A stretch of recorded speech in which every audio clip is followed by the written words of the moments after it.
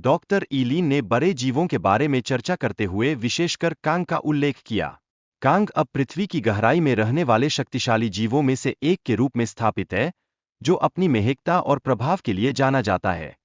इस बीच रोम में एक विशालकाय जीव अपने विनाशकारी इरादों के साथ पूरे शहर को नष्ट करने का प्रयास कर रहा है। इसके खिलाफ कुचला बहादुरी से सामने आते हैं, ताकि मानवों की रक्षा की जा सके और चिंता के इस दौर से उन्हें बाहर निकाला जा सके। इसी दौरान जीना, जो ईवी जनजाति की आखिरी लड़की है, धरती की गहराइयों में कांग के साथ निवास करती है।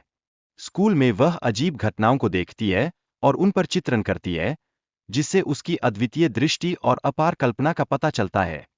कोंग को हॉलो अर्थ में प्रवेश करना है, जहां उसे अपने साथी जेना और अन्य सहयोगियों के साथ बड़े खतरों का सामना करना पड़ता है।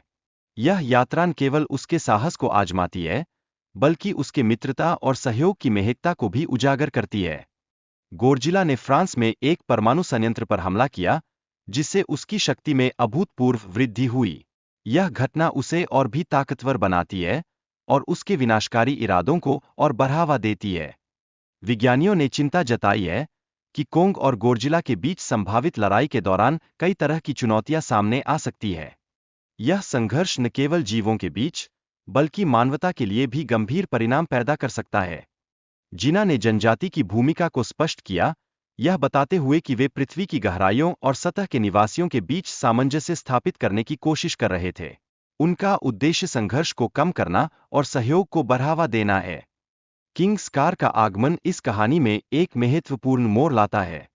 उसकी शक्ति गोरिलाज के साम्राज्य को खतरे में डालती है, जिससे कथा में तनाव और जटिलताएं बढ़ती है। इस प्रकार कोंग और गोरिलाज के बीच संघर्ष का तनाव बढ़ता है, जो उनके अस्तित्व और शक्ति के लिए एक चुनौती बनता है।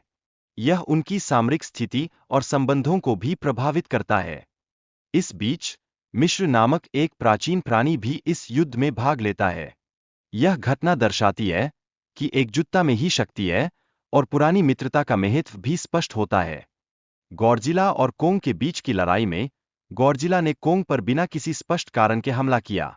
यह लड़ाई उनके बीच की गलतफहमियों को उजागर करने के साथ साथ आपसी विश्वास की कमी को भी दर्शाती है। जब कोंग ने मदद मांगने का निर्णय लिया, तो गॉडजिला ने आक्रामकता दिखाई। यह स्थिति स्पष्ट करती है कि संवाद की कमी किस प्रकार किसी मामले को और भी जटिल बना सकती है और स्थिति को और बिगाड़ सकती है।